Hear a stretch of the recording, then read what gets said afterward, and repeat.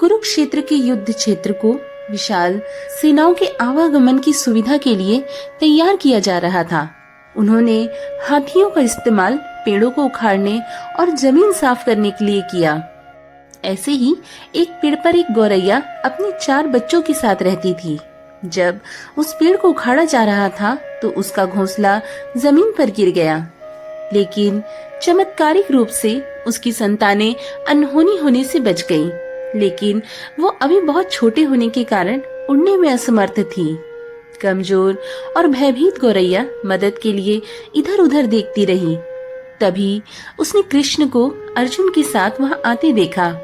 वे युद्ध के मैदान की जांच करने और युद्ध की शुरुआत से पहले जीतने की रणनीति तैयार करने के लिए वहां गए थे। उसने कृष्ण के रथ तक पहुंचने के लिए अपने छोटे पंख फड़फड़ाए और श्री कृष्ण के पास पहुंची। हे कृष्ण, कृपया मेरे बच्चों को बचाएं, क्योंकि लड़ाई शुरू होने पर कल उन्हें कुचल दिया जाएगा। सर्वव्यापी भगवान श्री कृष्ण बोले, मैं तुम्हारी बात सुन रहा हूँ, लेकिन मैं प्रकृति के कानून में हस्तक्षेप नहीं कर सकता। गौरैया ने कहा, हे भगवान, मैं जानती हूँ कि आप मेरे उद्धार करता हैं। मैं अपने बच्चों के भाग्य को आपके हाथों में सौंपती हूँ। अब यह आपके ऊपर है कि आप उन्हें मारते हैं या उन्हें बचाते हैं। काल चक्र पर किसी का बस नहीं है। श्री कृष्ण ने एक साधारण व्यक्ति की तरह उससे बात की, जिसका आशय था कि वहाँ ऐसा कुछ भी नहीं था जिसके बारे में वो कुछ भी कर सकते थे। गौरैया ने विश्वास और श्रद्धा के साथ कहा, प्रभु, आप कैसे और क्या करते हैं वो मैं नहीं जान सकती। आप स्वयं काल के नियंता हैं, यह मुझे पता है। मैं सारी स्थिति और परिस्थिति एवं स्वयं को परिवार सहित आपको समर्पण करती हूँ। भगवान बोले, अपने घोंसले में 3 सप्ताह के लिए भोजन का संग्रह करो। गौरैया और श्री कृष्ण के संवाद से अनभिज्ञ अर्जुन गौरैया को दूर भगाने की कोशिश करते हैं। गौरैया ने अपने पंखों को कुछ मिनटों के लिए फुलाया और फिर अपने घोंसले में वापस चली गई।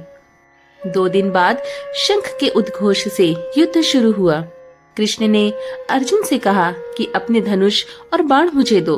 अर्जुन चौंका, क्योंकि कृष्ण ने युद्ध में कोई भी हथियार नहीं उठाने की शपथ ली थी। इसके अतिरिक्त अर्जुन का मानना था कि वह सबसे अच्छा धनुर्धर है। मुझे आज्ञा दे भगवान, अर्जुन ने दृढ़ विश्वास के साथ कहा। मेरे तीरों के लिए कुछ भी अभेद नहीं है। किंतु चुपचाप अर्जुन से धनुष लेकर कृष्ण ने एक हाथी को निशाना बनाया, लेकिन हाथी को मार के नीचे गिराने के बजाय तीर हाथी के गले की घंटी में जा टकराया और एक चिंगारी सी उड़ गई। अर्जुन ये देखकर अपनी हंसी नहीं रोक पाए कि कृष्ण एक आसान सा निशाना चूक गए। क्या मैं प्रयास करूं? अर्जुन ने स्वयं को प्रस्तुत किया। उसकी प्रतिक्रिया को नजरअंदाज करते हुए कृष्ण ने उन्हें धनुष वापस दिया और कहा, कोई और कार्यवाही की आवश्यकता नहीं है। लेकिन केशव, आपने हाथी को तीर क्यों नहीं मारा?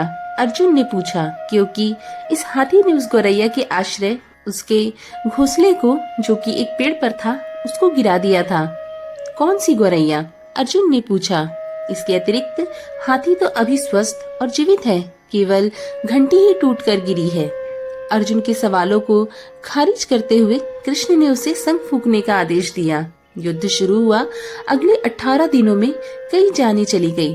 अंत में पांडवों की जीत हुई।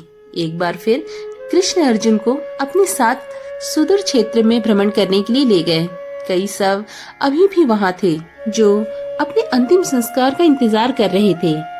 जंग का मैदान गंभीर अंगों और सिर बेजान सीढ़ियों और हाथियों से अटा पड़ा था। कृष्ण एक निश्चित स्थान पर रुके और एक घंटी, जो कि हाथी पर बांधी जाती थी, उसे देखकर विचार करने लगे। कृष्ण ने कहा, अर्जुन, क्या आप मेरे लिए यह घंटी उठाएंगे और इसे एक तरफ रख देंगे? निर्देश बिल्कुल सरल था, परंतु अर्जुन की समझ में नहीं आया। आखिरकार विशाल मैदान में, जहाँ बहुत सी अन्य चीजों को साफ करने की जरूरत थी, कृष्ण उस धातु के एक टुकड़े को रास्ते से हटाने के लिए क्यों कहेंगे? उसने प्रश्नवाचक दृष्टि से उनकी ओर देखा। हाँ, यह घंटी, कृष्ण ने दोहराया। यह वही घंटी है जो हाथी के गर्दन पर बंधी थी, जिस पर मैंने तीर मारा था। अर्जुन बिना किसी और सवाल के भारी घंटी उठाने के लिए नीचे झुका। जैसे ही उन्होंने उसे उठाया, उसकी हमेशा के लिए जैसे दुनिया ही बदल गई। 1, 2, 3, 4 और 5 4 युवा पक्षी और उसके बाद एक गौरैया उस घंटी के नीचे से निकले। बाहर निकल के माँ और उसके छोटे पक्षी कृष्ण के इर्द गिर्द मंडराने लगे एवं बड़ी आनंद से उनकी परिक्रमा करने लगे। 18 दिन पहले काटी गई एक घंटी ने पूरे परिवार की रक्षा की थी। अर्जुन ने दोनों हाथ जोड़कर कहा, मुझे क्षमा करें हे कृष्ण, आपको मानव शरीर में देखकर और सामान्य मनुष्य की तरह व्यवहार करते हुए मैं भूल गया था कि आप वास्तव में हैं कौन। आइए हम भी तब तक इस घंटी के नीचे विश्राम करें जब तक ये हमारे लिए उठाई ना जाए। जय श्री कृष्ण।